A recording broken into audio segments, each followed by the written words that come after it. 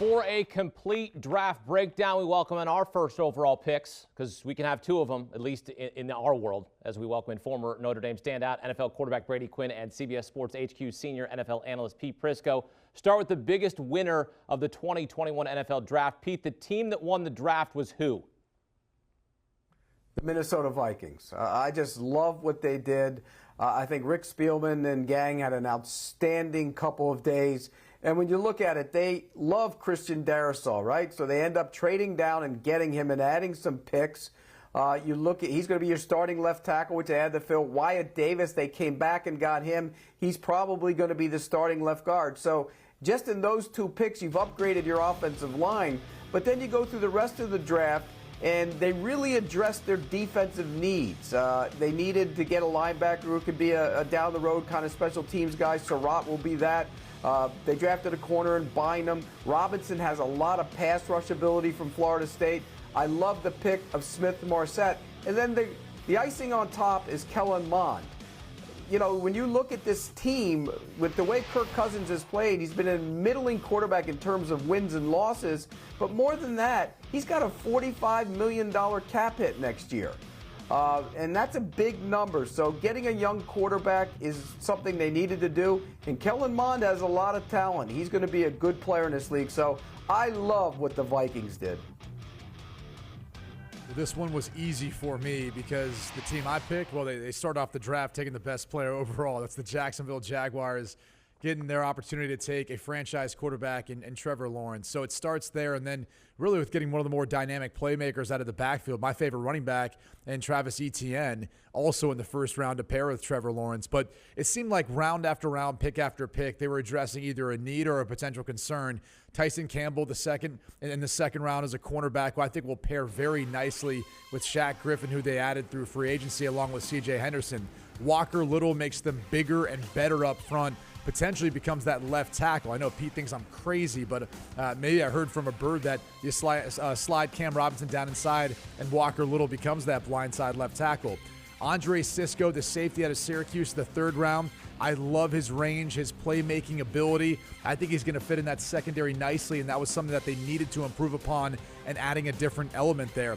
Jay Tufele, I like to call him the dancing bear. He'll add a little depth there in the interior of the defense, but they got to be better against the run.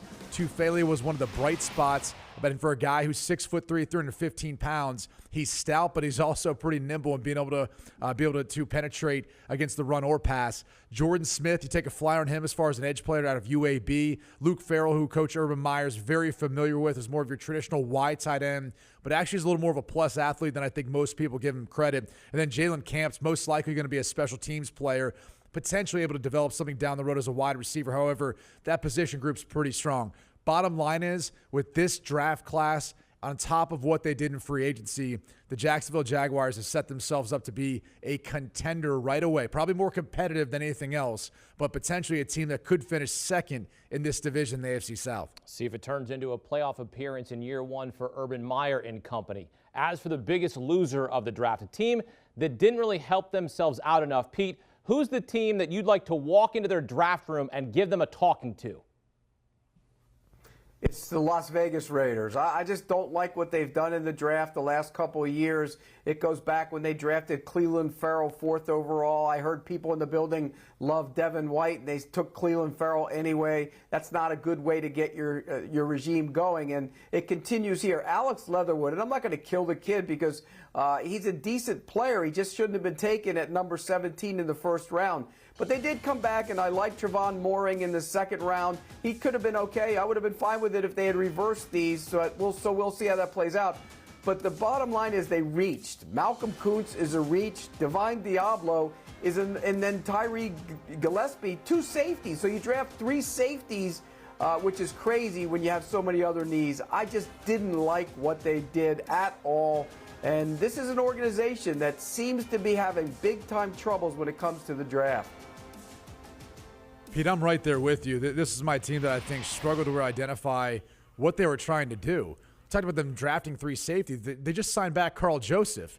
they've also got Jonathan Abrams. I mean, who's playing? Who's starting? You can have so many safeties. So at this point, I'm not really sure what the concern was. I think you could have added more depth in trying to find guys to rush off of the edge since that Cleveland Farrell pick hasn't really worked out. Instead, you go with Malcolm Kuntz out of Buffalo, which it's ironically because you traded away a prospect out of Buffalo that you had that was a solidified edge rusher that really didn't work out for all the guys you signed in his absence. So I just kind of look what the Raiders just did, and I get it. If you love Leatherwood, he's going to be a starter, go get him. Same thing with Moehrig. But at the end of the day, you look at the rest of their draft, you kind of scratch your head saying, what did they ultimately really accomplish outside of drafting a bunch of safeties, adding some depth, and obviously a starter at right tackle for them? I don't know that this helps them, especially because I think Kansas City had a fantastic offseason in addressing their offensive line issues as well as adding some playmakers there.